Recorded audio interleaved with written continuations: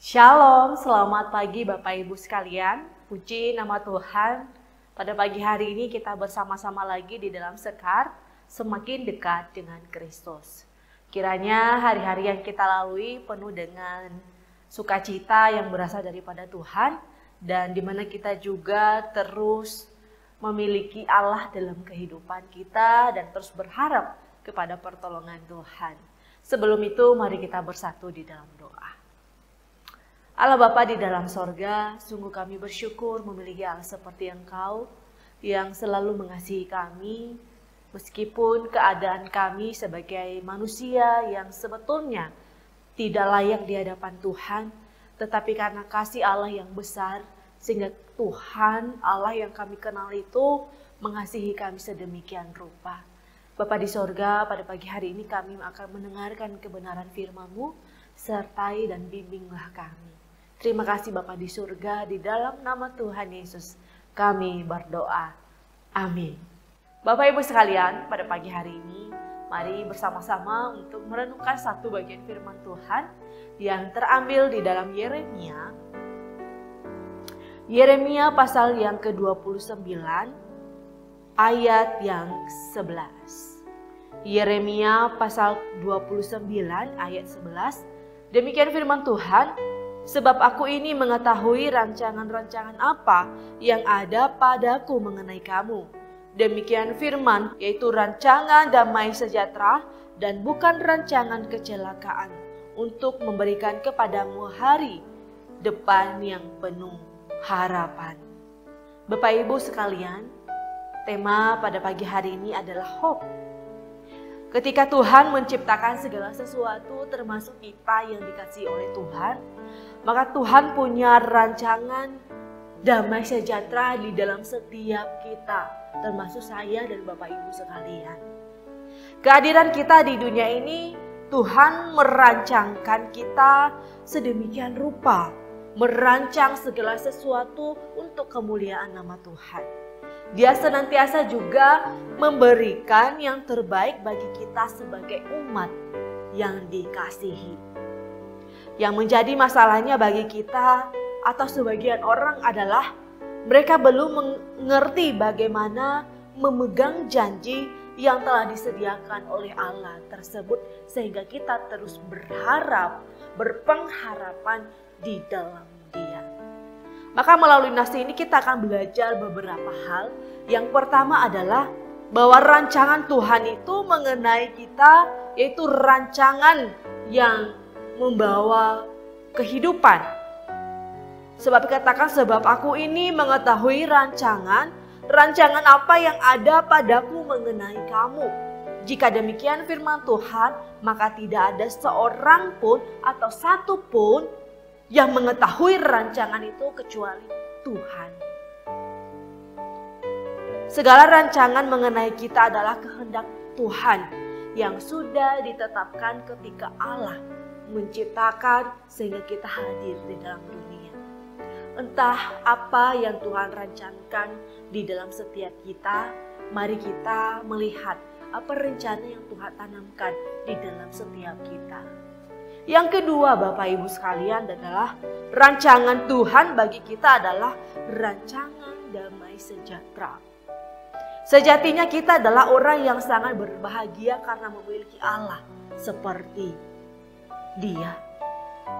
Tuhan berkenan Yesus Kristus datang ke dalam dunia untuk mendamaikan kita yang dikasihi.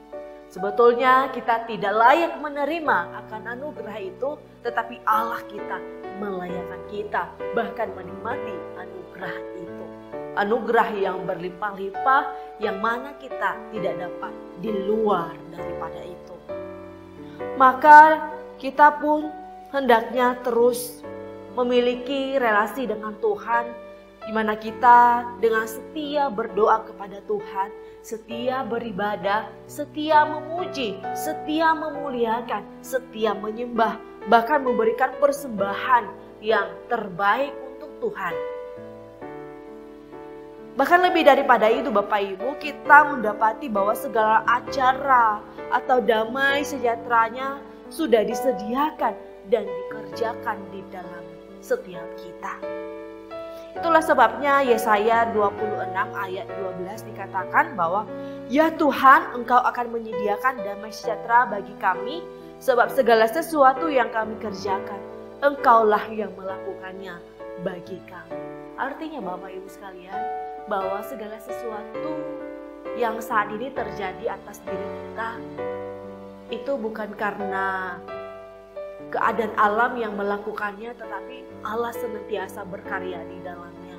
Allah mengerjakannya di dalam kehidupan kita senantiasa, karena Allah menyertai dan beserta dengan kita. Dan yang ketiga Bapak Ibu sekalian adalah rancangan Tuhan bagi kita bukan rancangan kecelakaan.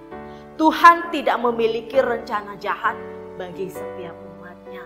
Apabila Bapak Ibu saat ini mungkin punya pergumulan, sakit penyakit tidak disembuhkan, lalu seketika Bapak Ibu bisa berkata bahwa Tuhan itu tidak mengasihi saya, Tuhan itu tidak baik, karena sampai hari ini, sampai detik ini pergumulan saya tidak dikabulkan oleh Tuhan. Tetapi pada kenyataannya Bapak Ibu, setiap rancangan atas kehidupan kita di dalam dunia ini, Tuhan tidak merancangkan seorang pun di dalam muka bumi ini suatu rencana yang jahat.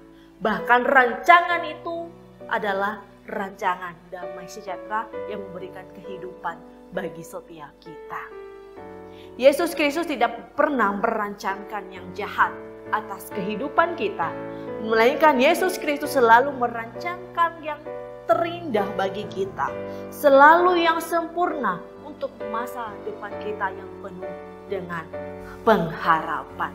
Oleh sebab itu Bapak Ibu, kita perlu memiliki pengharapan kepada Tuhan, berharap pada pertolongan Tuhan, berharap pada penyertaan Tuhan, karena di luar kita tidak bisa berbuat apa-apa. Karena kita memiliki Tuhan, itulah yang perlu kita andalkan dalam kehidupan kita. Yang keempat adalah rancangan yang indah itu dan sempurna memberikan hari depan yang penuh dengan harapan. Saya tidak tahu apa yang menjadi harapan Bapak Ibu di tahun 2023 ini. Tentunya harapan-harapan itu berbentuk sebuah kenaikan yang semakin melambung, atau sebuah kejayaan, atau sebuah kemakmuran di tahun 2023 ini. Orang yang percaya kepada Tuhan akan mendapatkan masa depan yang penuh dengan harapan. Tuhan setia pada janjinya untuk memberikan jaminan kepada setiap orang yang percaya kepadanya. Bahkan kepada anak cucu orang yang percaya, dijamin Tuhan akan kehidupannya. Karena itu Bapak Ibu, kita yang berbahagia di dalam Tuhan, kita mengimani bahwa rancangan Tuhan itu adalah rancangan yang indah dan sempurna untuk masa depan kita yang penuh dengan harapan. Karena ia adalah sumber pengharapan dan berancang dan mengatur seluruh kehidupan kita. Oleh karena itu kita perlu menyerahkan. Apabila tahun ini kita punya sebuah harapan atau resolusi, perlunya kita mengecek apakah rancangan kita atau komitmen atau resolusi kita ini sebetulnya berkenan kepada Allah atau tidak. Karena kerancangan atau resolusi yang tidak sesuai dengan kehendak Allah itu bisa mungkin lama-lama bisa akan memudar atau menghilangkan semangat kita.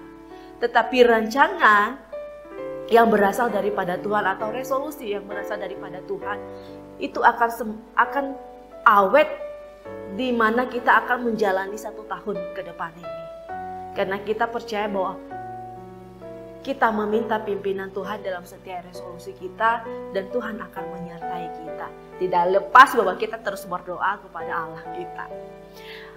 Kita yang berbahagia juga tetap percaya dengan iman yang teguh kepadanya, dengan beribadah, berdoa, bersyukur, memuji dan memuliakan Allah.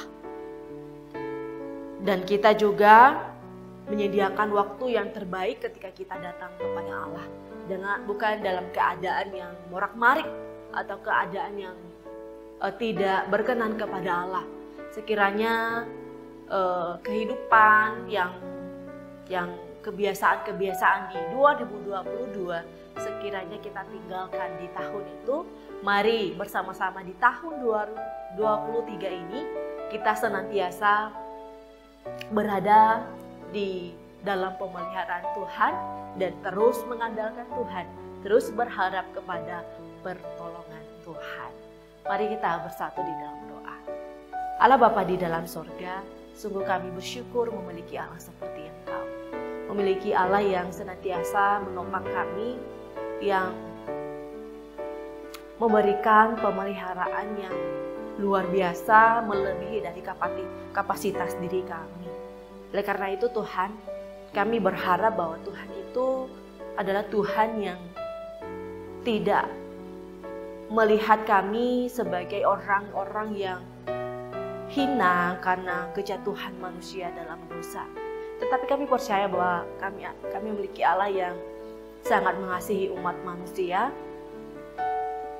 meskipun dalam keadaan yang tidak layak, tetapi Engkau melayakkan kami di dalam kasih karunia itu. Terima kasih untuk segala berkat-Mu, kebaikan-Mu di dalam kehidupan kami. Sungguh kami tidak bisa mengukur akan betapa besar, betapa banyak kebaikan-kebaikan yang Tuhan anugerahkan kepada kami. Ajarlah kami menjadi orang-orang yang selalu bersyukur akan setiap karya Tuhan, akan setiap keadaan yang kami alami dalam kehidupan kami. Terima kasih Tuhan, di dalam nama Tuhan Yesus kami berdoa.